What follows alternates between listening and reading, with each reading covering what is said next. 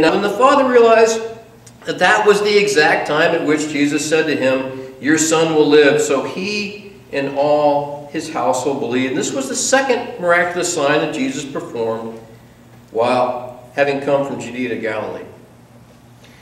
On the front of your order of worship today, a sundial. And that one looks like it's pointed somewhere about 1 o'clock. So during this conversation, when this man is begging Jesus to come, he said, "Please come before my child dies." And Jesus said, "Go, he's going to live." The man looked at his watch. He looked at a sundial somewhere. And then he left. And he spent part of the night somewhere, because you don't travel at night. Whether you're a royal official or not, you just don't travel at night. And in the morning he got up and he was heading back to Capernaum, and some people met him on the way. He hadn't even got to town yet. And they said, "We've got good news. Your son is alive. The fever has left him." And you guys, it's hard for us to understand this. Maybe not hard for some of our grandparents. Because our child gets a fever, we give him some aspirin. And if it stays, we take him to the doctor, and the doctor gives them some antibiotics, something. There was a time when just having a simple fever was a very scary thing. Because any simple fever could be something that could be fatal. And so when the fever left and when the fever broke, that was a big deal. And they said, "You know, it was at 1 o'clock. And he said, "Man, that's when Jesus told me he'd be okay." This all has to do with, do you have to see? Do you have to see the miracles and the signs and the wonders in order to believe? And this man didn't have to. This man took Jesus at his word. Yeah. Now, there's a couple things that we can learn from this. There's a couple things that we need to make application of. First off, for John's readers, this shook them up somehow. We can assume that's true because John could have picked another story. And this story was a lot like some of the other stories where we had centurions come and say, "Come heal my daughter," and all that. But there was something different about this story. Something that his readers needed to hear. And it had to do with who really trusted Jesus. And the man who proved that he trusted Jesus, the man who took him at his word, was not Jewish. Because John is going to go on and show other signs that Jesus did, and he's going to state that they still didn't believe. If you just give me a sign, Lord, just give me a sign. Just show me what. Just, if you get this job for me, if you get this job for me, I'll trust you and I will follow you.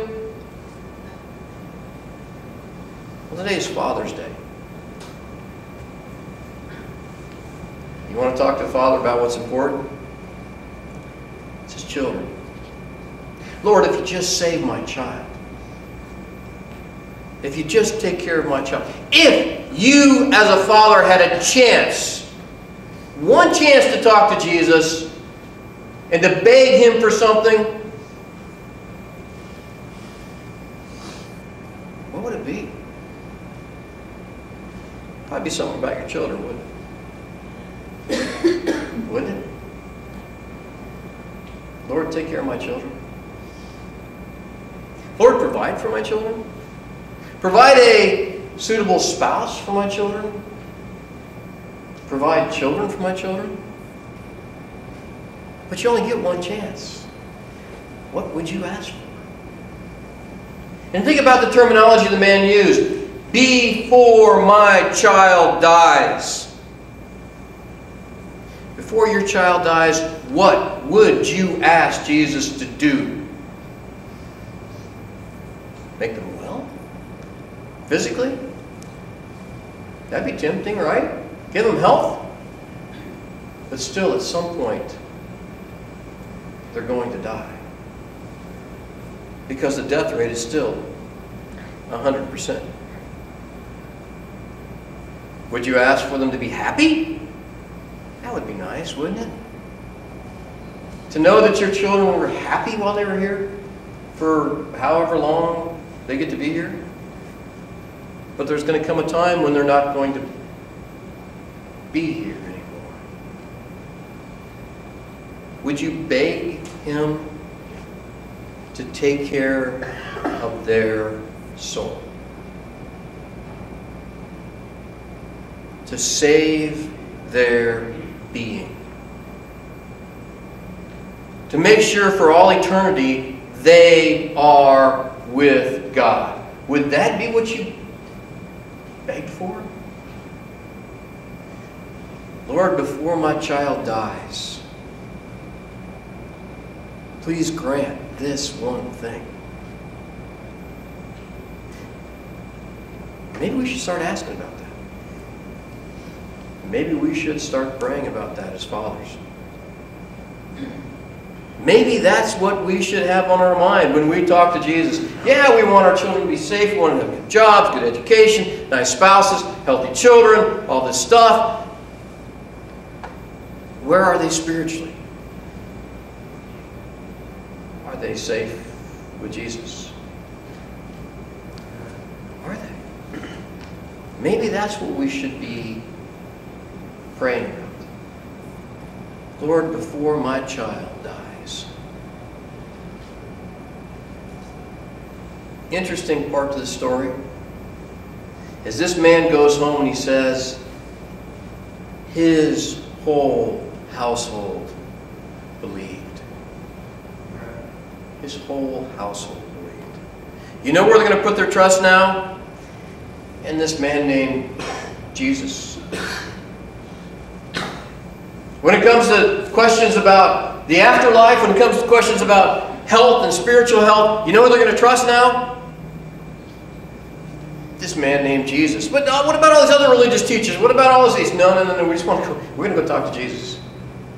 That's who we trust. That's who we believe in. That's who we celebrate. Lord, before my child dies, let them come to a trust, a belief. Let me know that I've passed on my faith.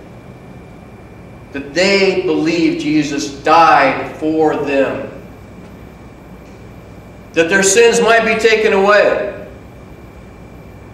That they be made whole, complete. And that God would give them the Spirit that would work in their life and never quit working in their life. And then after this life goes and after they breathe their last, that God is still at work in their life and taking care of them. And they're with Him. Lord, before my child dies, come to Him. And Jesus said, no. Come to me. Let him come to me. Jesus didn't make that trip. Do you think that's the last time he saw this family? No. And John wanted his readers to know that this is what it means to take Jesus at His word. You don't ask for one more sign, one more thing. Show me one more time. Give me just one more gift. I just need this. And then, no. Did you trust? You trust that Jesus is God. And He's the one you go to for answers. He's the one you go to when you're in trouble. He's the one you go to when you're happy. He's the one you go to. He's the reason we're here this morning. He's the reason we take the Lord's Supper. He's the reason we sing songs. He's the reason we have prayers. It's about Jesus. Sometimes we forget that, and we need the Gospel of John to just remind us. It's about Jesus.